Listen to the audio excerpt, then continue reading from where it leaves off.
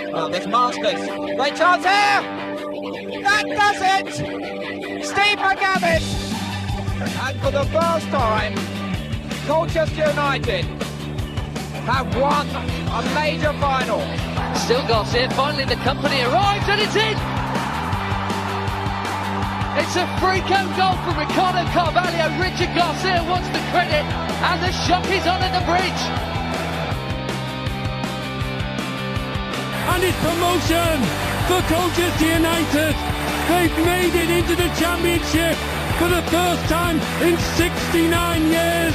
Porter, being held. There is Porter, and that's Walker!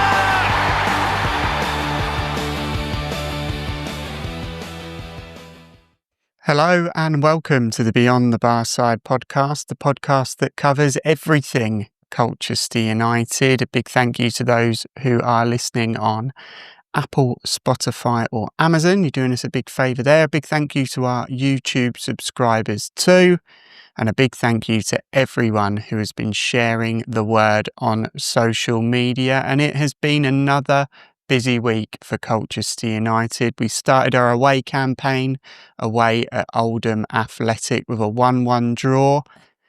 Fairly decent defensive performance, particularly from Jack Tucker. We also started our cup campaign away at Oxford United, where we bowed out in a respectable fashion, 1-0 to a championship side. And we look ahead to our next game, which is away at Shrewsbury, which sees the return of Anthony Scully. So, moving swiftly on, let's start with a little bit of a review of the Oldham game, and we looked ahead to the Oxford and Shrewsbury game with our regular fans, Si and Dave. Welcome back to the Beyond the Barside podcast. I am here as ever with Si and Dave. We're post Oldham away, 1-1 point away at Boundary Park. First 20 minutes, 25 minutes, it looked like Col U were the team that ended the Tranmere game. The subsequent hour to 70 minutes, less so. You were both at the game, lads. Dave, what was your assessment of it? Just one of the strangest games I can remember for a long time. It sort of went exactly the opposite. Actually, Si, I'll give you some credit here. You called it dead right. So I thought, their first home game back in the league, they will absolutely throw everything at us. We'll have to ride out a storm, and then we'll hopefully take a bit of control. But you actually said, Si, they might freeze a little bit and allow us onto them, which is exactly what happened. I mean, that first 20 minutes, I thought, this right, like you just said, Aaron, carrying on from the Tranmere game. And then we probably should have scored one more, got a good goal, great cross from Oscar Thorne, nice header from Jack Tucker. Turned out not to be the most important thing he did, but we'll get on to that later on. And then, after that, it was incredible, the turnaround. We just stopped. I don't know. We just stopped being able to play progressively, and it was just. I didn't see it coming. Absolutely didn't see it coming. It was a really strange one. It was a real sort of lower in intensity as the game went on, wasn't there? After and that sort of indecision, actually. Sorry, Aaron. My take was indecisiveness with and without the ball, because we had there was even after they started to come back into the game, there was still a couple of opportunities where we got into good positions in the first half, a war mainly, and just didn't do anything with it. We're just waiting and waiting and waiting, and in the last. We're jumping ahead a little bit in the last sort of 5 or 10 minutes, where after Jack Payne came on, we managed to get a little bit of a foothold back into the game. There was still opportunities where we had to do something to release it, to get it in the box, just create some sort of try and just create something, but it was just never taken. And for the equaliser, we had 3 opportunities, and you could sense, actually, you don't get it that often from Danny Cowley, but I think you could sense how angry he was. That equaliser. We had 3 opportunities to clear it, and then indecision from the right, in the middle, and it just it was so strange, such a strange game. But ultimately, I'm not sure how we got a point, but I'll absolutely take it after that. Yeah, we'll come out of that feeling like Robin Hood a little bit, like we've stolen a point when potentially the Oldham fans will feel aggrieved they've not got all three. I mean, they threw the kitchen sink at us in the second half. In no small way was our point down to the amazing defensive work of Jack Tucker. So you're a big fan of Jack, aren't you? And now, to be fair, when he first signed, a good friend of mine was working in Milton Keynes, MK Dons, and he was saying, oh yeah, he's got loads of mistakes in him. He's not the player everyone thinks he is, blah, blah, blah. So I was a little bit sceptical because the guy who said all this, I was like, good friends have been trusted. And then obviously he didn't play that much last season, did he? But when he did, he played in defensive midfield. I thought he played spectacularly there, to the point where he could well have fitted in as a cover for Jamie. But so then he ended up coming back into his more natural position centre back, and he just made it his own. He just looked so relaxed and calm and on the ball in his days. Just the fact he's proved now, because he bring goals to the party, scoring goals, and I think in total he did about 4 or 5 goal line clearances, including 2 in quick succession to ensure we did bring the point home. So I think if you're going to give a man the match award, it's going to be to him by far. Jack Tucker was by far and above our best player on the pitch. But I don't think a lot of the people going on social media saying, oh, this player's been poor, oh, it's all down to Rob Hunt, it's all down to this, it's all down to that. To me personally, I don't think it's any one player as to fault. Rob Hunt, I think, had quite a good game. Solid. Him, Flanagan and Tucker, all solid. Macy as well. It's very much, I think, what we're lacking at the moment is understanding with passage of handover players between the blocks. So, like, for example, when they get the ball and say it's in our midfield area, the midfield aren't passing over responsibilities as defenders properly.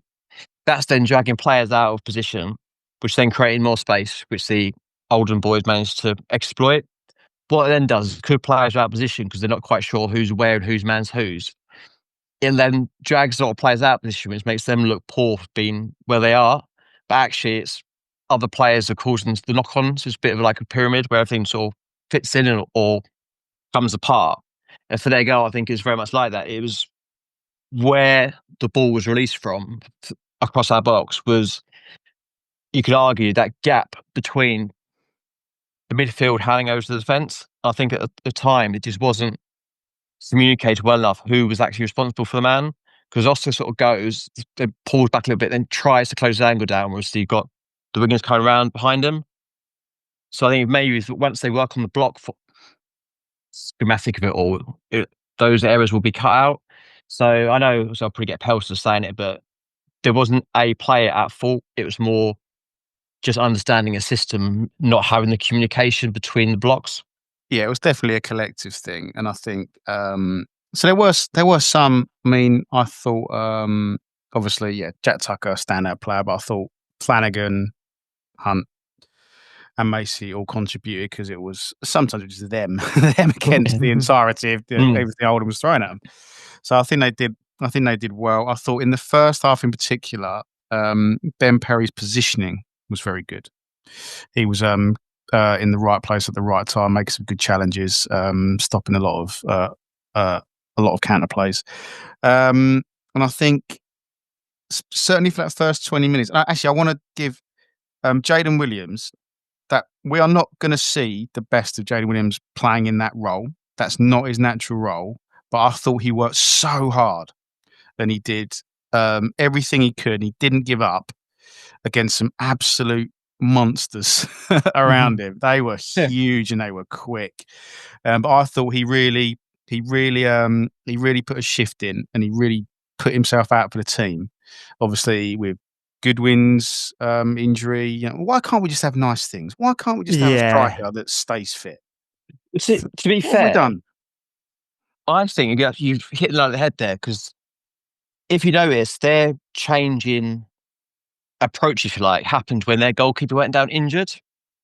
I think obviously they've used that as their kind of, oh no, let's get the goalkeeper injured, let's have a bit of a team talk.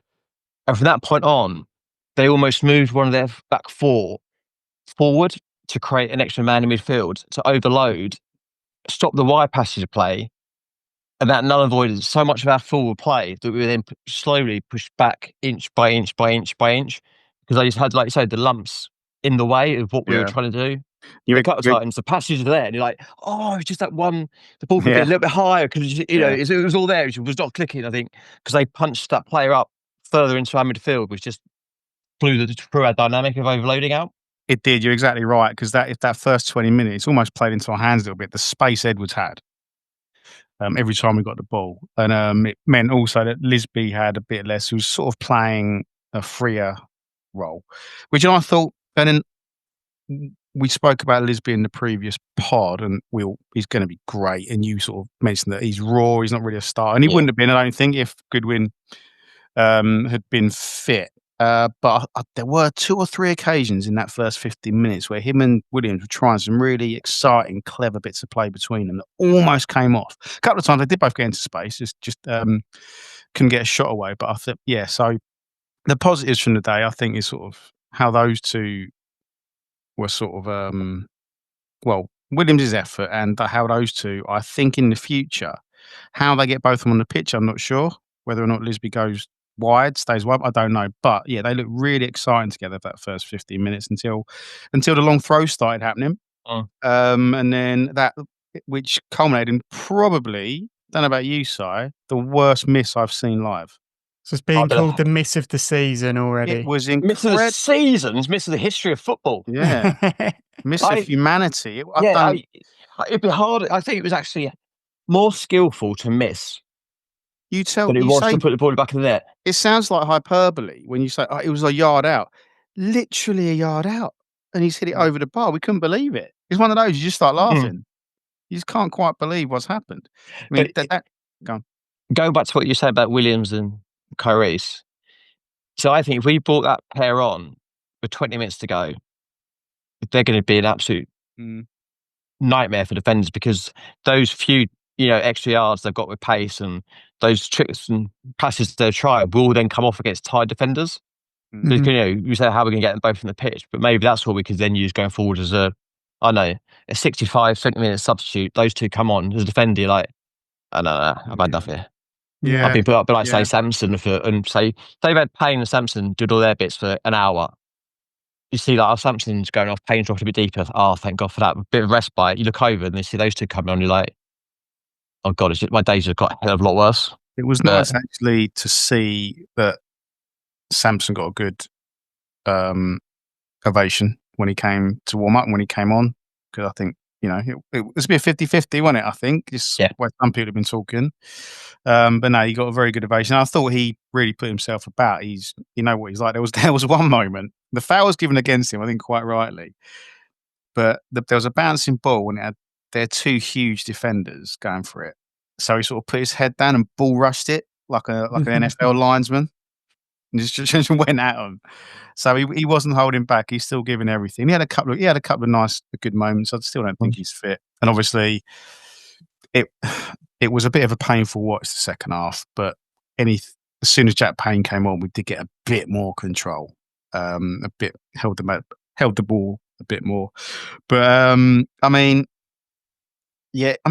definitely was a collective. But there were. I'm not worried yet because we're only 180 minutes into the season, but Bishop just had one, didn't he? I think he was trying too hard. I think so. Whereas normally he's very one of those players that doesn't move a great deal until he's needed to. At times you felt he was sort of running around a bit like a headless chicken trying to get on the ball when there's just no need to. But I think that came from the frustration of they were so hemmed in that it was just. We won't go deeper, get a ball, got to chase after it. But it was just, he definitely plays better when we've got more space. Yeah, definitely. And with Payne there as well, who takes a lot of attention from sort of that guy stepping at the midfield would take up Jack Payne. So I'm kind of just, I've always thought I'd quite like Bishop to be not risked in the cup game. But I don't know if he just needs a bit more rhythm.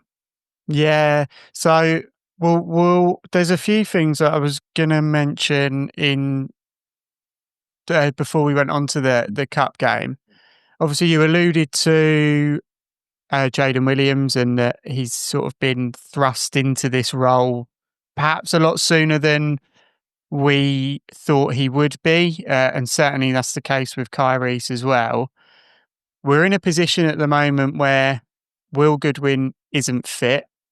There's no sort of official word on how long that will be. But obviously, he has had injury problems in the past, so it is a little bit of a concern. Samson Tavide, we're not 100% sure why he didn't sign for Luton. I mean, we can look at the rumours that suggested may have been an injury, may have been that there was a financial element to it that the two clubs couldn't quite agree upon. But at the moment, striker-wise, in terms of an out-and-out number 9, there's question marks over who that is and who we've got available. But I think, again, going back to you'd like to protect Tavide because of his injury record, but at the same time, he needs to play. Yeah. He needs to get into a rhythm. So I could see him playing 60 minutes. Same as Payne. I think they'll both start, like Dave says there. They'll both get 60 minutes in. I disagree with that a little bit. It wouldn't surprise me at all, but I think because Payne is so naturally fit, he seems to be. I don't think he needs to get back up to speed. I don't think it's the fitness he needs to get up to. It's just more the kind of the game. I don't want to say knowledge. That's wrong. I think it's just honestly, no matter who you are, if you've not played for a while, you are rusty. I just think a 60-minute run out against Oxford will just blow the cobwebs out, ready for the important games in the league. Yeah, maybe potentially, but yeah, it wouldn't surprise me. I think I think Payne is a little bit different than Five. You could just plonk him in after any time and he'd do it because he's so intelligent. It's just how he is. But one thing I would like to see, I still think, while we still got to wait a couple of months for Ellis to come back, I would, and the problems we had in the goal again came down the right. So I wouldn't mind seeing Hunt on the right and Powell on the left. Because from what I can't pretend to have seen anything of him in his PL2 or DC, but it sounds dynamic. Maybe a similar sort of energy and attacking intent of Ian Dolo. Do you say Ian Dolo or Ian Dolo? I say Ian Dolo. I say Ian Dolo. As in Ian Beale, like that sort of Ian. Just say it. We'll say Ellis. We'll just say Everyone knows what everyone knows what we're talking about. It's not all about execution here. It's all about the football. With Tuesday in mind, obviously we're going to Oxford in the League Cup. It's a weird one because previous years we've done different things. Sometimes we use it as a chance to keep the team together and allow them to gel a little bit more. Other times we've used it to give players that haven't played a few minutes. I suspect we'll do the latter this time. I think some players will come in that didn't play or at least didn't start in the first 2 games. I don't know what you two are thinking, Si. It's a tough one. I think last season Danny was very much saying that the pizza trophy, whatever it is called now, is our best chance of getting a Wembley final. She went quite strong in that. Even when we got around through the second round of the FL Cup, I could see Tom Smith potentially starting in goal. Just give him some time and also protect Mason, just because we can't afford another injury in the back lines. Like I say, give Power a run out, see how he gets on at the left back. Slot Hunt over, give him a good little run out. Although we've seen him play, we've seen him start, it'd be good to see him in a different position over that side, just see how that goes. And then maybe Gordon will come into the equation. Yeah, because he wasn't in the squad, was he? No, he's obviously got a Kende. So Gordon in his mind. We could find a Kende could start because he's been playing off the bench, isn't he? Start. So I think Gordon will start. It'll be Ronnie Hart because we'll probably be on the bench. That will feature. So I think it will be. The spine of the team will still be very similar and recognisable. There will be a few of the fringe players coming in. Whether they start, whether they come on subs, I don't know. But I do think Danny will, because like he said in the past, he wants to win every game of football he plays. So he's not going to put out a Premiership style weaker team just to get it's not going to be a gimme, but he will be looking to do it. See, Oxford lost the weekend as well, so they're going to be up for it, but it depends what they're going to do because they could drop their starting 11, hoping then to kick back on the league. it's over the seasons, all very swings and roundabouts. We don't really know where we're going with it. Yeah. Sorry. No, go for it, mate. Yeah, I was going to talk I about see Baldwin. Baldwin starting ahead of Flanagan, just to protect Flanagan. You know, he's another year older now. Again, need to protect those players. And yeah, I think I'd be surprised if Oxford didn't drop a few players. Obviously, their priority is going to be massive in the league because they're going to be doing everything they can to survive. Because besides that, with their budget and how they did really well last year. So I think they're probably going to, especially having lost at home. Yeah, I think they're probably going to be focused on the weekend, I would imagine. I can see Reed potentially playing in the Bishop role as well. Yeah. I think he'll keep Perry. As you say, I think the spine will be more or less similar. I think there will just be a few alterations going into it. Perry, sorry to stop you there. The only thing with Perry is both games so far this season, he's gone off with knocks. Mm-hmm. So you wonder if maybe this is the sort of game they are. So, like, you know, is it going to be sort of third time lucky and he gets through it, or is it going to be third time unlucky and he gets a serious knock? Mm-hmm. Did he go off? I missed that. Yeah, I'm sure he went off, didn't he? Yeah, towards the end. Did he? He went off against Tranmere, didn't he? And then came back on. He went off against Tranmere, definitely. Yeah, hang on. See what my paper says. Got the paper out. Who still has a paper? Look at that. To be fair, whenever I refer to extra material, I get it so wrong. I'll probably start naming players we haven't even got in a minute, so give me time. I love that he's got a paper out. Other newspapers are available. Well, given the fact that Si writes for one. This is quite tense now. I'll do the filler while he's there. No, he didn't. You're right. He didn't come off. He went off injured. They got him through into the game.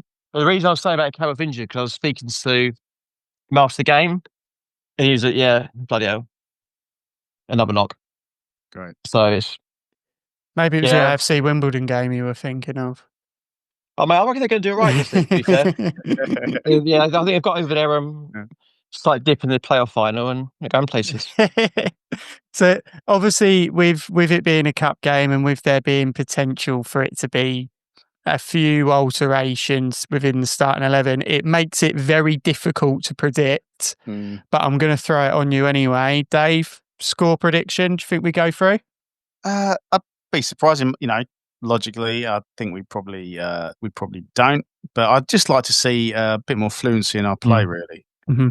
Just whether that be with Payne in the starting lineup, maybe him and Bishop together. But just as long as we're competitive and just because it was that after that first 20 minutes, there was just nothing between the thirds at all at Oldham. So just a bit more fluency. Hopefully, see Powell, give him a run up, see the kind of player he is. But ultimately, I think we probably will come up just short. Mm-hmm. Yeah, Si, same to you. I think he's ahead there, but I think it'll be a different game to the Oldham game because Oxford will come out as hard to start with and will be very much on the back foot, which could play into our advantage a little bit. If we can frustrate them for maybe 20, 30 minutes, they'll then start getting more and more open, whereas they're pushing more and more bodies forward to get a goal. We could nick a goal here or there. I think it'll be a tight game. I don't think we'll do ourselves a disservice. We will sort of go out there and lose 5-6-0. But I do say, I think with the injuries we've got and the sort of squad depth we're looking not to risk, that it may be a game too far. Mm-hmm. I think maybe if we'd have won one of the first two, we might have gone stronger. But I think we've got to, and especially with Shrewsbury just throwing forward. Sorry, Aaron, I'm probably ruining your. No, I was just going to say this is going to be quite funny because this will have already happened. Yeah. And we'll have an opportunity to listen to it and go, wow, we were way off, mate. Again. But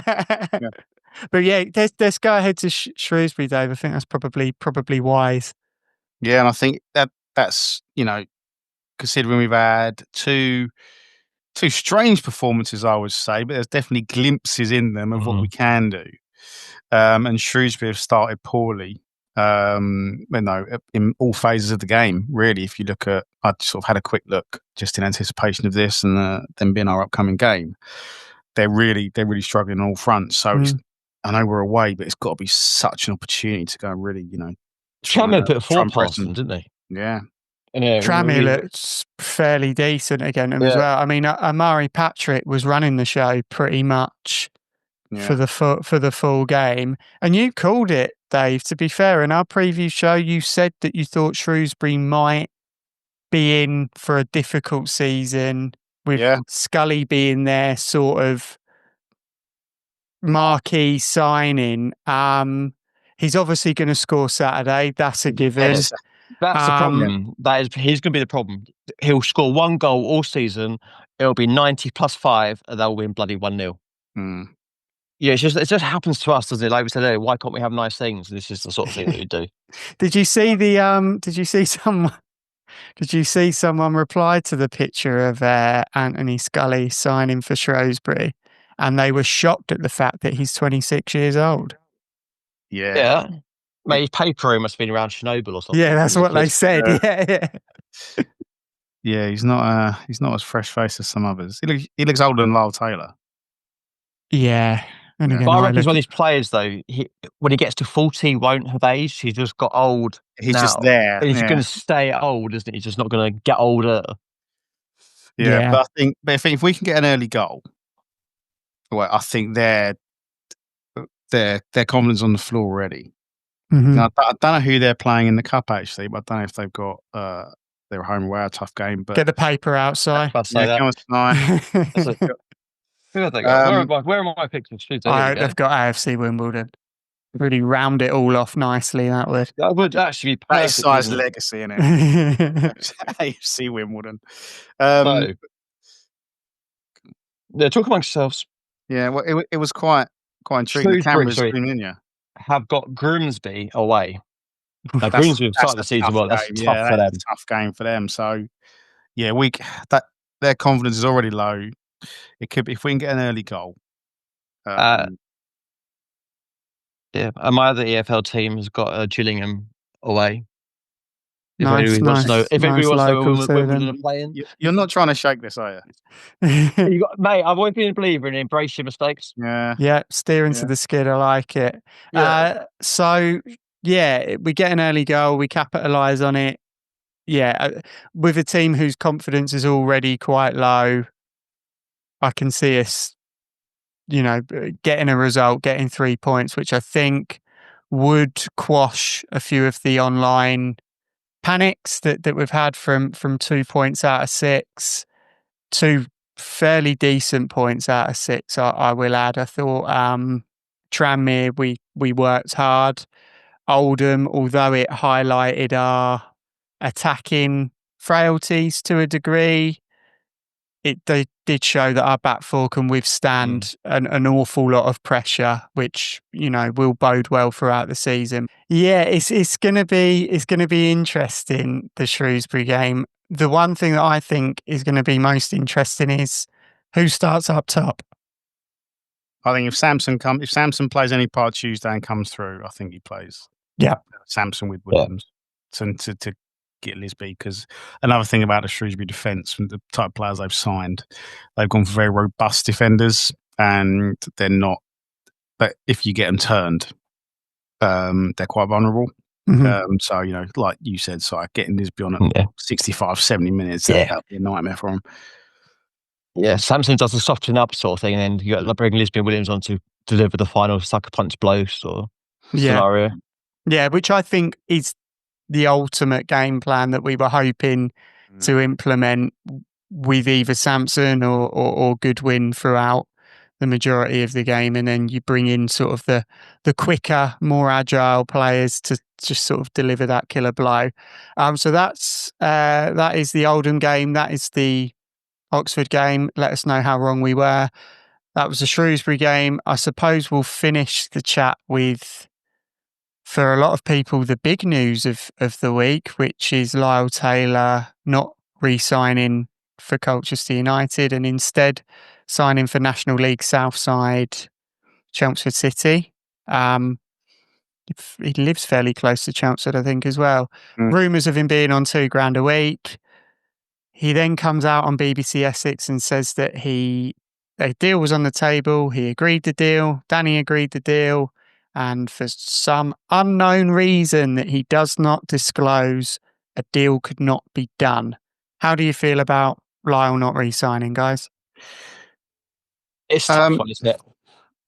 From my point of view is, if you take your heart out of it and use your head, if, say, Cambridge were signing a 33-year-old striker when they've got a potential tight budget, this striker's injured, I'm not sure when he's going to be match fit again, we'd be looking at them going, that is not a way to run a football club. You're crazy. Mm-hmm. Obviously, with us, we've got it whereas there's a personal connection. He's been good to the club. The fans, obviously, myself included, adore him. He said he wants to stay. And then obviously come out as but the deal was there, blah, blah, blah, but it couldn't be reached because of whatever reasons. A week's a long time in football, so let alone sort of 4 or 5 weeks that the deal's on the table for. So I'm sad to see him go because I was hoping he's going to be around the squad and bring some of the younger players on, etc. Mm-hmm.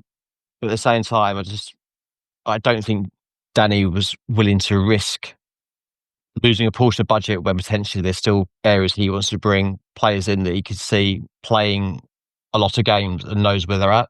Yeah. That's the thing, isn't it? I mean, so we all wanted Lyle to sign. Yeah. His personality, and that's worth a lot. The personality he brought to the group and the charisma, which did a lot of last year to drag us on. But, and again, exactly as you said, Si, at the end of the day, thinking at it logically, it's not. You've seen people saying, "Oh, we were outbid by a team." We weren't outbid. No, we weren't. We weren't outbid. We made an offer based upon what his worth would have been within our squad. Mm-hmm. Now, I don't. Again, as much as we all wanted Lyle to sign, would have loved him to sign, but his worth would have mainly been what I just described in regards to personality, mentoring, vibes. Mm-hmm. Yeah. Now, what that is worth to us is Chelmsford have got deep pockets now. They have and 7-figure sponsorship deal. I mean, exactly. So they would have looked at what he was worth within their structure, what he could bring to their squad, and what they could potentially gain from that. They've made a calculated risk, and what he could. His importance to them is probably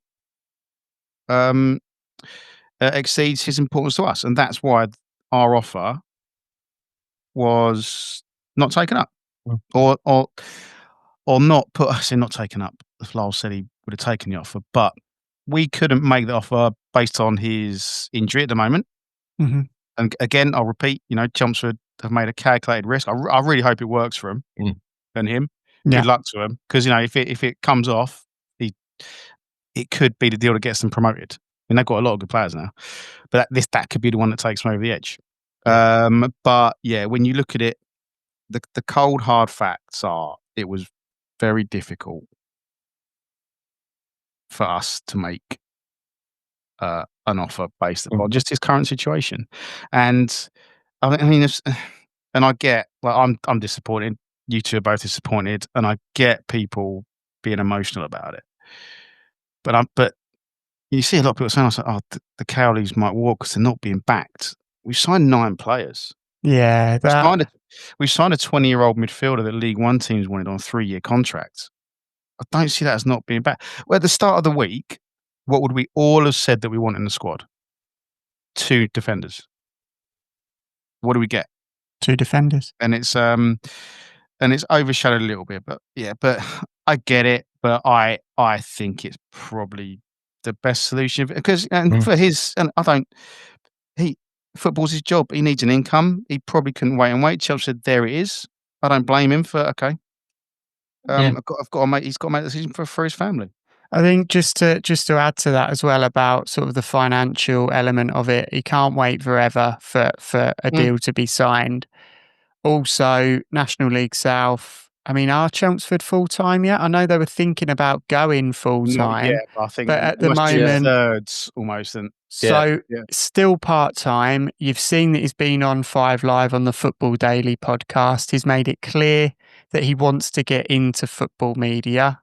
Come and join the panel, brother. Do you know what I mean? Come and join us.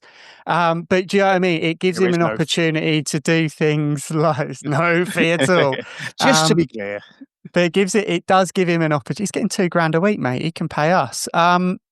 It gives him an opportunity to do things like Five Live. It gives him the opportunity to do Talk Sport and do those different platforms that allow him to dip his toe into that world, so that when he does officially not play anymore, hangs his boots up, he's got a CV that he can go into a Soccer Saturday or a Football Focus or whatever and say, look, this is what I've done while I was still playing. To be fair to you there, sorry to cut off, that goes back to what Dave was saying about what's he worth to Chelmsford. Mm-hmm. So actually for them, the fact he's going to be doing this stuff as a Chelmsford City player is going to put them a lot more on the radar, isn't it? People make them a lot more. So from a sort of an advertiser point of view, they're probably looking at some of this money we're spending on Taylor, we haven't got to spend elsewhere to advertise, because he's the face of the brand, isn't he? Mm-hmm. Whereas the Colchester have got a lot of players that people know who are a full-time club. It's probably not as worth as much to us on that front. Whereas for Chelmsford, he could be the one that gets them another cut sponsorship deals. He could be one that brings younger players to the club. So going back to what Dave hit the nail on the head there, just sums up maybe what his worth is so much more to them. And I think obviously the worth of Chelmsford allows him to do things with his career too. I think it's a two-way thing that both parties are mutually quite happy with. This has been great. I think that the take-homes are obviously, we would like to get some points on the board on Saturday. Si, what's your score prediction for the Shrewsbury game? I'm going to go for a 2-1 win. 2-1 win. Scully puts us 1-0 up. We equalise, they fall apart. A la Etherington Colchester. That's what go on, Dave, what do you reckon? I'm going to be very bullish. I think we'll get an early goal. I think they'll hit the floor and we'll win 3-0. Yeah, I'm going to go 2-0. I think we'll get a header from a set piece, whether that's Tucker or Flanagan, I don't know.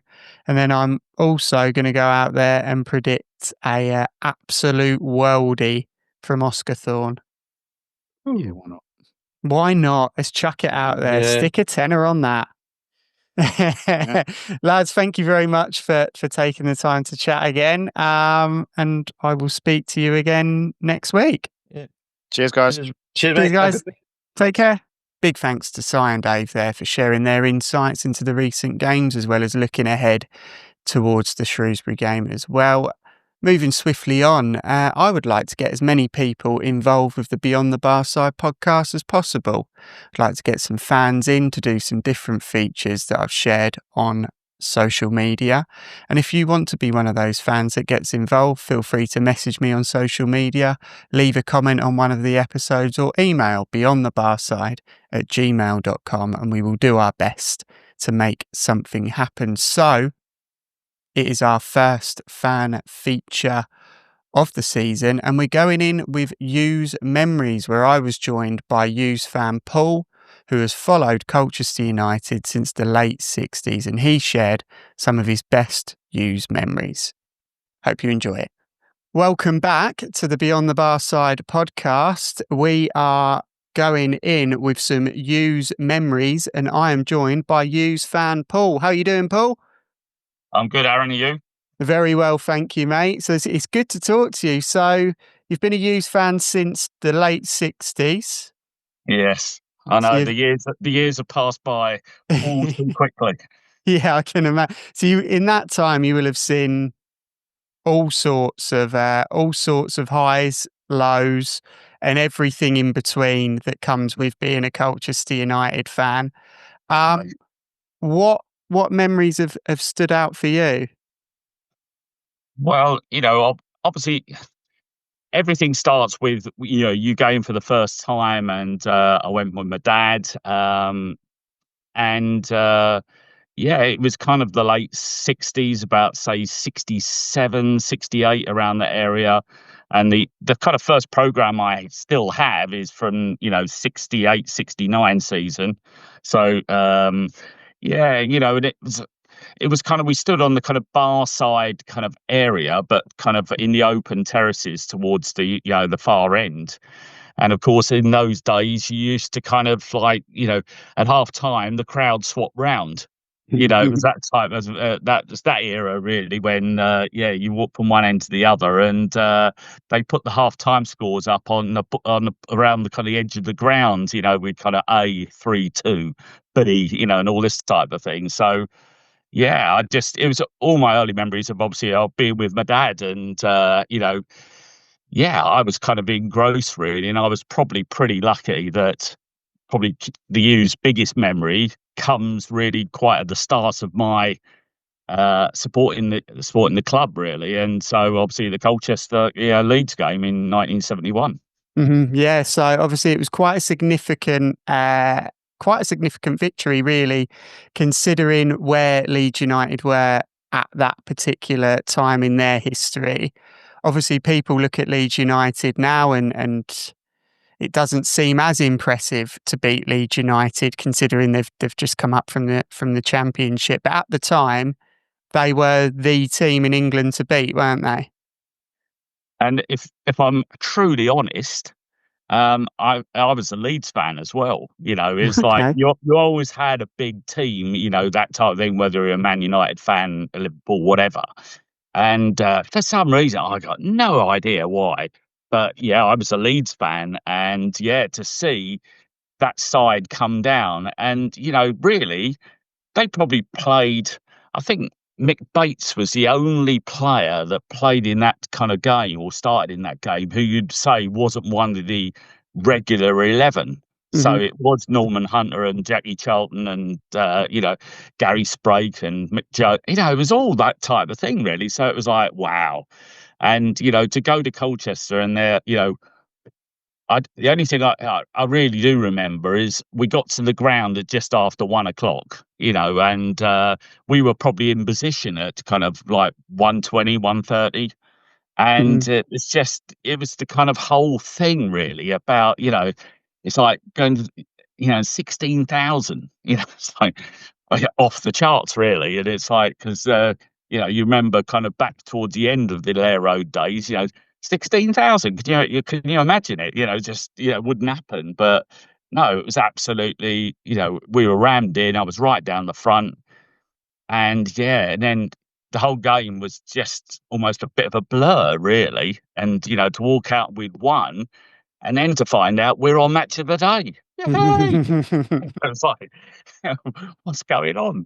So, that was my kind of really introduction, and probably at that point, that was me kind of nailed to be a Colchester fan for the rest of my life. And here I am, still a season ticket holder. And going on Tuesday night and to Oxford because I live in North London. And it still goes around all my veins. Yeah, I can imagine. And obviously, with it being such a lovely introduction to being a Colchester United fan so early on, beating Leeds United. We then go into the next round. We play Everton in the next round of the Cup, and you went to the Everton game too? I did. And, I only remember kind of, I remember obviously we lost, and we lost heavily, having hit the post when it was, I think, 0-0. And, but the two things I remember about the whole kind of day really was we went on the train, and so we parked the car at the station and did the train, got off at Toxteth, and then walked through. And it was like, blimey, where are we? It was like that was an absolute eye opener for basically a 10-year-old, and it was disappointing to lose as we did, but do you know what? To get round to that round of the FA Cup was just phenomenal. So we journeyed back on the train, got to Colchester station, and it snowed so heavily we had to dig the car out. And it was just like, so my mum was probably having a fit by the time we got in, because I don't know what time it was, 3:30, 4:00. It was ridiculous.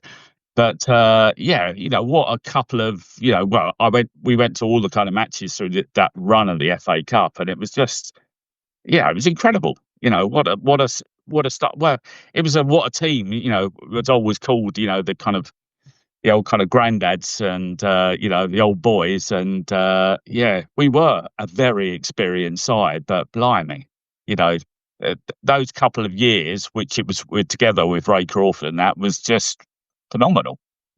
Yeah, definitely. Do you remember your first game? If I'm honest, I don't. But as I say, I've got this is a program against Darlington from 68, 69. But I think I went before that. So, and yeah, as I say, I've still got quite a lot of programs in the shed. But so there's the Leeds program, and there's the vinyl, which is actually signed by the players. Wow, that is. I don't think I can't imagine too many people have got that vinyl still knocking about. Yeah, and it still works. It still works. Have you got a vinyl player to play it on?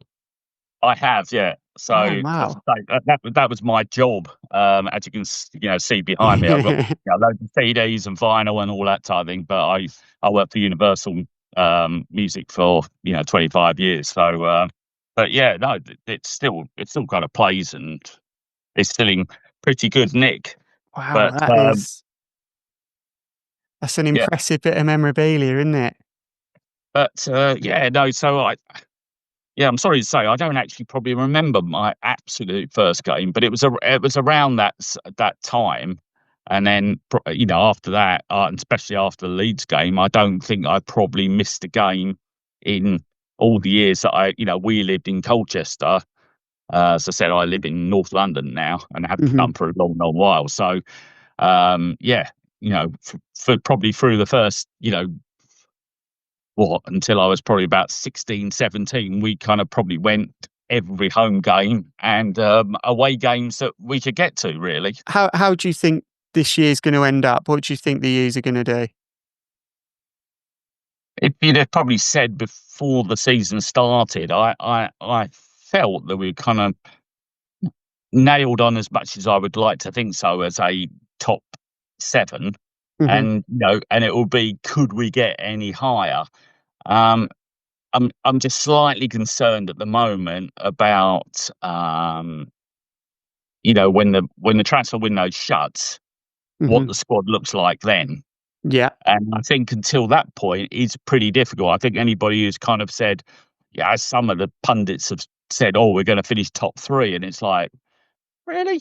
It's like, well, based on the squad that we have at the moment, I'm not saying it's not good, but there's no real kind of depth across the board. There are in certain positions, absolutely. But, as we just discussed earlier, Goodwin, I think it's kind of critical that we have a striker who is going to get close to 20 goals.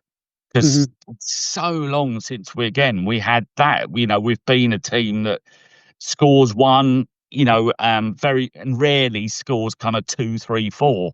It happens like once or twice a season if you're lucky. Well, certainly the 3 and the 4. So, yeah, I can't be too overly confident apart from the top 7 until we close the window and see where we stand. But is Samson going to be there? Is Awara going to be there? Is Goodwin going to be fit or going to have to dovetail? That's the type of thing I think we need. Yeah, definitely. And you're right, it is all well and good making the predictions before a ball's kicked, but obviously it's a long season, things happen and things work against you sometimes, which is the way of football. One last thing before we go from a memory perspective, Paul.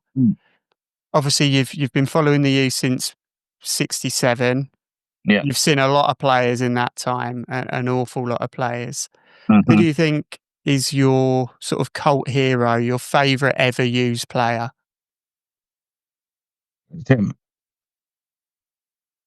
Well, I'm going to say kind of 2 in some ways.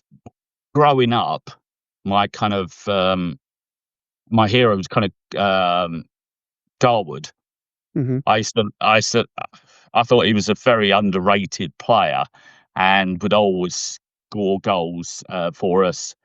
But again, you can't look past Loire. That again, I when I worked at Universal, we were based in Hammersmith, and so when we drew QPR, I think in the cup, And so to go to Lospus Road was I could walk to the ground. It was that close, and that was the night he absolutely tore them apart. And we were sitting quite close to actually Chris Wright, the chairman at the time, and when the game finished and he stood up and applauded, Loire off, because he'd scored a hat trick. He'd run rings round them all night. It was unbelievable.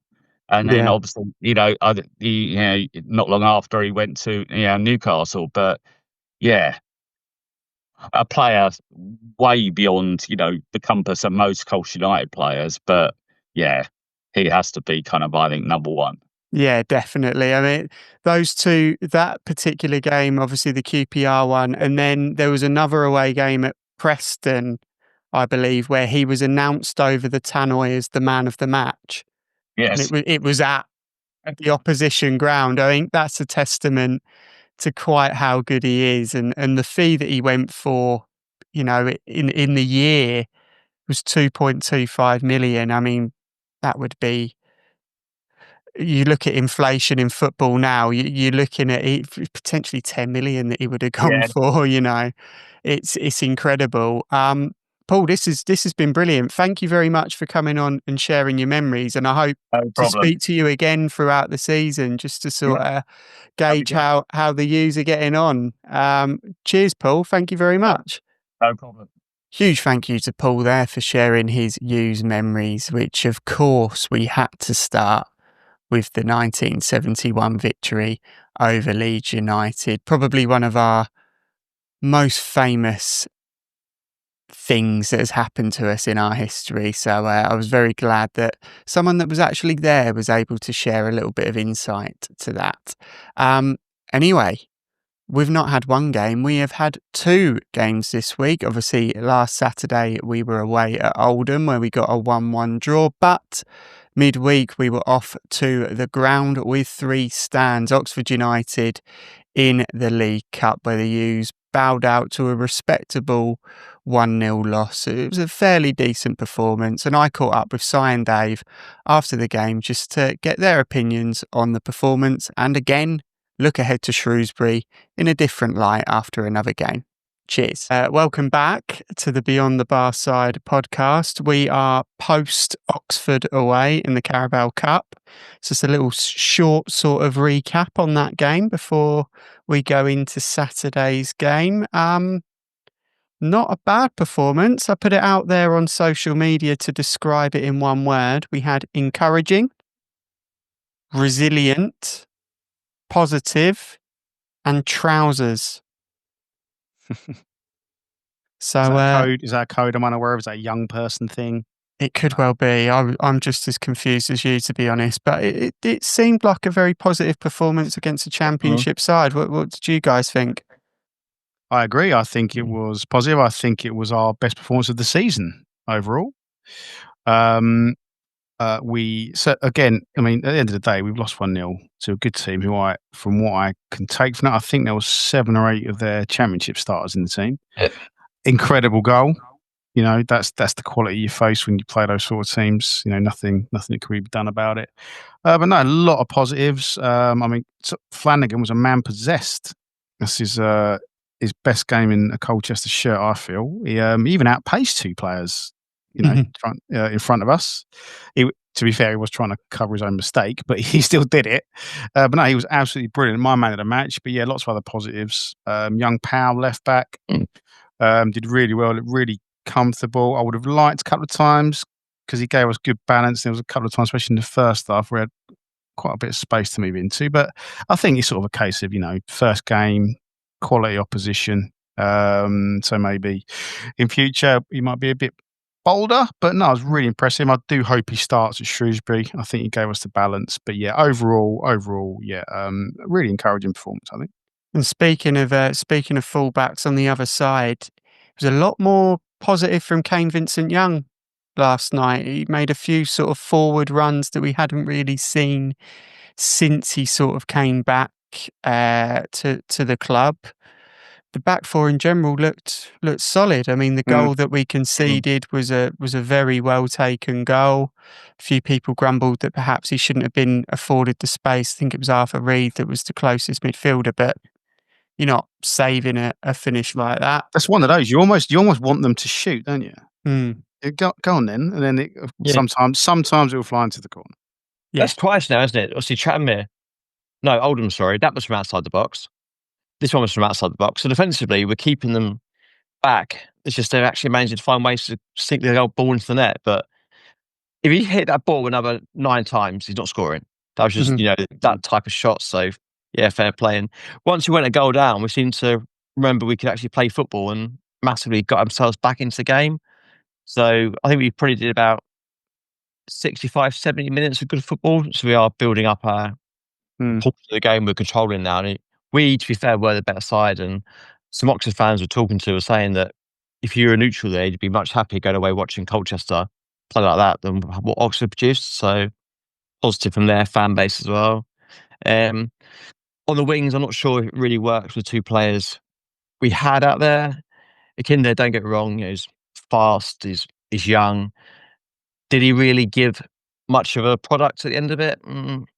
The argument would be yes from some. For me personally, no. And I think Gordon, the reason you say about Vincent Young getting more off the pitch is because Gordon was just there, just randomly running around, which gave Vincent Young almost had to go up the pitch into space to try and create something down that side. So I think come Saturday, it would have to be Aurora back in and probably Harry Anderson. Yeah, I agree. I agree with you about Akande, and I think the internet appears to kind of disagree with us. A lot of people were saying he has to start, but I think frankly, I was very unimpressed with him. I think he had a lot of opportunity in the first half, and he travelled a long way with the ball, but under no pressure. And then when he got there was absolutely nothing at the end of it. I mean, it was not the only one. I mean, you've mentioned Gordon as well, but yeah, I was not impressed with the Akande at all. And off the board as well, there was a couple of occasions he didn't track his man, and then when he did get the right side, he didn't affect the ball player at all, or the runner. And I thought that was something that even more so than lack of end product, something that could be worked on. But without the ball, I think that's something that the Cowleys might notice and try and do some work with him on. But yeah, I'd be very surprised if he starts ahead of Anderson. And then on, I'd like Powell to start, and then potentially Rob Hunt coming back in on the right, a bit more comfortable for him, maybe a bit more secure than Vincent Young, and then that gives us again Oscar Thornton will look really positive, so it gives us a few more options for him, whether more of an attacking right back if needs be, or more of a physical presence going forward. But and Lisby again looked just every time he got near the ball there was a sort of excitement in the air. So he's again really exciting. Good to see Payne come on again, get his minutes. I think that was totally planned, that 45 from what Danny said after. And I don't know if you guys know something I don't, but I think Bishop was just protected. I can read play very well again, but I do suspect Bishop comes back in. If Bishop's fit, he plays. Yeah. But no, Arthur Reed again. Excellent. I think as well, we just say about Powell, him and Rural work so well because they're both forward players. A couple of times, Powell's getting the ball, looking for Akinde to make that run that just wasn't coming, whereas Aurora will, and then Powell's got the pace to get himself back. Whereas on the other side, Anderson sits a little bit deeper as a more defensive midfielder, but actually he'll then cover Hunt quite well. So both their strengths play to each other. So yeah, I like the idea what you said there of Hunt starting with Anderson. And can I just put a shout out to young Perry as well, taking that yellow card when they had a clear break. We have been calling out for a player to do that for seasons. I think it was telling the massive kind of cheer out, almost standing ovation he got from the away end when he did it. Was just finally we've got a player that's willing to just take one for the team. So, and then that immediately after he got that yellow card, we can't not have him on Saturday. And Danny immediately turned around and got young Ronnie Harvey ready, and which meant he got to come for his debut. And I thought, again, nothing particularly stand out, but look comfortable, look confident. So yeah, another good step for him. Proud podcast for Ronnie Harvey to come on. Did you feel a sense of pride given how much we've spoken about him in the few episodes we've done? I think so. And what was telling, I think, is what Dave said just there. The fact he didn't do anything spectacular, but more to the point is the fact he didn't do anything terrible that people are looking at picking up on. So the fact he's just come on, done his job, slotted in. Yeah, how seasoned he is at such a young age that he can just come in, do what's required, gets his sort of 7 out of 10, off he goes, everyone's happy kind of routine at his age is a big bonus. In that position too, I mean, it's a position where you need someone to be level-headed and reliable and to do their job.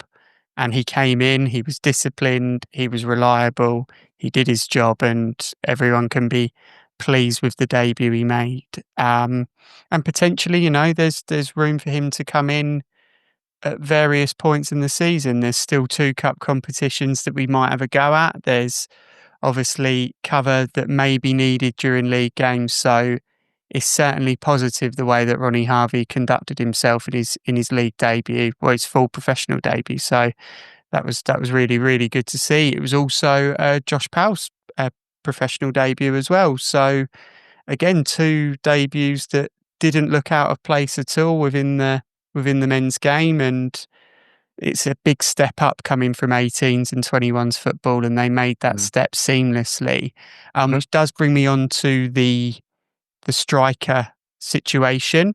Obviously, at the moment, we've not got Goodwin. We're not 100% sure how long he's out for, as we've already said in the episode. A lot of pressure's been put on Jaden Williams to come in and be that number 9. He is a young man that is making the step from 21s football to the senior game. I don't think he would have expected to have played as much as he has done. He's starting to get a little bit of stick, which I think I get where it comes from, but it is unfair because I don't think either himself or Danny and Nicky were expecting him to be there. I don't think they were expecting Payne to be injured, and they of course weren't expecting Goodwin to have that injury as well. So it does leave a question on Saturday. Does he keep playing with Williams, or does Sampson come in and play in the number 9 role? I think Sampson and Payne come straight back in. I think that was a bit of 45 minutes for Payne last night and a 45-minute tester for Sampson. Didn't really get involved apart from trying to scrap a couple of defenders at the end. And I think again, Williams. And the role he's had to play the last couple of games isn't the role Williams, I don't think, will look to play. No. I don't think he can fault his effort. No. And I think, and we mentioned it. We've already mentioned it about the Oldham game, indecision. Yeah. And I think going forward, we did get some, Akande's a good example. To be honest, Akande, Gordon, a couple of times even Reed, when he managed to we broke the lines and he managed to stride forward. Indecision and not playing that pass. And, and Williams might have also been a bit of a victim of that. So, I think Sampson will come in. It'll be good for him to maybe come out the far line a bit, maybe come on towards the end of a game and show what he can do in a more natural position for him. Mm-hmm. And it may just be, if Sampson can get through sort of 60 minutes and then he comes on with Lisby. We still have Payne on there. That sort of pace, especially against, like we've already mentioned in the other section, a Shrewsbury side lacking confidence. I'm still, based on that performance yesterday, where we are, how we're approaching this game and how Shrewsbury are approaching it, I'm still confident. Yeah. So, and you mentioned Samson Tavide coming on and didn't have a huge amount of impact. It was a couple of chances towards the end that he sort of couldn't quite get the ball under control to do anything with it. And then he obviously had a little bit of a set to with one of their players. The tide is starting to turn with Sampson a little bit, I suspect. There was a fair bit of negativity online last night. There was a tiny bit of negativity at the game itself. My concern, and I mentioned it to you guys earlier, is that if he doesn't go and he stays, which would be brilliant because he's a very talented young man, if he doesn't start firing straight away, the atmosphere is going to be not the best, and I don't think we'll get the best out of him. I think this window is now or never for Tavide. Do you think another number 9 comes in, Si? We do need another number 9, no matter. To be fair, even if Samson wants to stay, because I always feel with Samson, you're either going to get a goal or a red card. Mm-hmm. That's the sort of way that the type player he is. And he's so known throughout the league now that managers will tell their defenders to get in his head, rile him up, because he's got a card, he's got an aggression, he will lash out and stuff. And, at one point, some people around me yesterday was saying, "Oh, I didn't know it was on the pitch until we got a yellow card." But I think it's a bit unfair because, like I say, people are targeting because the Taylor thing of everybody's spoken about. Maybe when he had Taylor on the pitch last year, he's better off because if Taylor calmed him down, that's senior head. Whereas, if anything, Samson's a bit of a senior head now. Lisby's up there with him, so maybe he needs that. So yeah, we needed to get number 9 in from somewhere. Who are we going to get? I don't know. Every player that the Cowleys either played under the Cowleys or they've looked at before gets mentioned every time we need a striker. Obviously, Joe Piggott's the latest one be mentioned. I don't know where that's come round from. Only just a lot of oinks and pigs on X. I didn't know where that was coming from to begin with. Sorry, Dave. I didn't know. They were just saying oink, and it took me far too long to recognise that it was a reference to Joe Pigott. That's been greeted fairly mixed. His goal record in recent years hasn't been great. He's got a Tom Hopper goal record. Yeah, really, isn't he? He's going to play like Tom Hopper, isn't he? He's going to be that sort of centre forward that may not necessarily be the number 9, but he will bring people into the game and he will be that aerial threat that perhaps we lack. But we've got enough players to bring players into the game. Yeah. It's just that final third, we haven't got the person to finish all these players that are in the game off. Mm-hmm. And that's what Tavide needs to do. So that step he was going to have to take, that next step's going to have to take with whoever signed him. If that doesn't happen, he's going to have to take it with us. Because, if he goes clean through, do you think he's going to score? I don't. And that's the next step for him. Yeah. He can finish, but it's so erratic. I mean, he scores some spectacular goals. Do you remember that goal he scored against Gillingham, where we all thought he was going to volley it? Lovely little touch to the side and stuff into the corner. And I thought then that was the start of last season, wasn't it? Was it? Yeah. Was it? Anyway, whenever that was, I thought, oh great, he's calmed his thoughts down, and he's going to be able to finish some of these chances. But I don't think. I mean, the way he uses his physicality, I think, has improved. He's matured more in that respect. But yeah, his finishing in front of goal, I think, is still what holds him back really, and probably means why he wasn't taken sooner. Mm. I think, as you alluded to earlier, Si, about the ex sort of Cowley player link that we sometimes like to try and doff our detective caps and work out who the next ex Cowley player is going to be. Reports of Matt Reed at the McDonald's near the ground. Don't know what you think about that. That's just Matt Reed going to McDonald's. You've seen the size of it. Sorry. If you're watching this now, I said that's me off the place, isn't it? It's going to leather you. If he's watching it, mate, let the hair go. It's done. It's gone. I'll get it all out there for him. At least I could lay into him one episode. It's done and dusted, isn't it? Leave the hair before the hair leaves you. Exactly. He could, to be fair, I know it sounds crazy, if he was come in and just be a lump on the 6-yard box, sit the penalty spot and wait for the likes of Lisby, Thorne, Aurora to play balls into him, Payne to deliver balls into him, and then does the finishing bit, that could actually work. We joke about it, but maybe. How old is he? It's fairly old. It must be in his 30s. I know he's younger than me, but he must be in his 30s. Okay. I mean, if I'm right with this, that is incredible. So, yeah, positive performance on Tuesday, just to sort of round it off.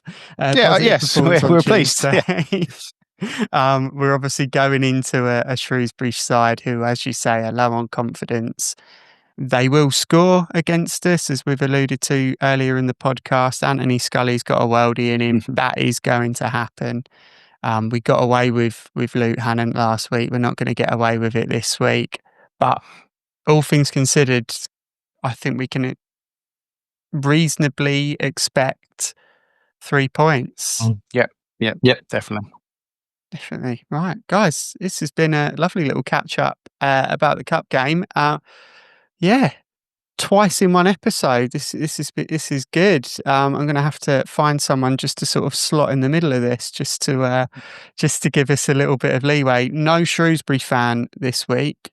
Can't think why. No one replied to my Keep a low profile. Yeah, Surprised no the one way their replied to season my started. message. So yeah, we'll have to wait and see what the special feature is in the middle. Cheers, guys. Lovely to chat to you again. Cheers, guys. buddy. Cheers. Cheers, mate. So there you have it. That is this week's episode of the Beyond the Barside podcast. A huge thank you to Si, Dave and Paul. And if you'd like to get involved with Beyond the Barside, feel free to email me at beyondthebarside@gmail.com. And please do, if you're enjoying the episode, if you're enjoying the podcast so far, if you're enjoying the YouTube videos, the additional features, obviously the Roy McDonough episode came out this week, please do share the podcast with friends, family, enemies. I don't really mind, as long as we're getting the podcast out to as many U's fans as possible. You can do that by sending a link to some of your friends or whatever, or you can just comment on the podcast episodes or videos themselves. A like, a comment, a share goes a long way in terms of expanding the reach of this podcast. So I hope you've enjoyed it, and I hope to see you next week, but we'll do a teeny tiny preview of the Cambridge United game where I will be joined by from under the Abbey stand. Cheers.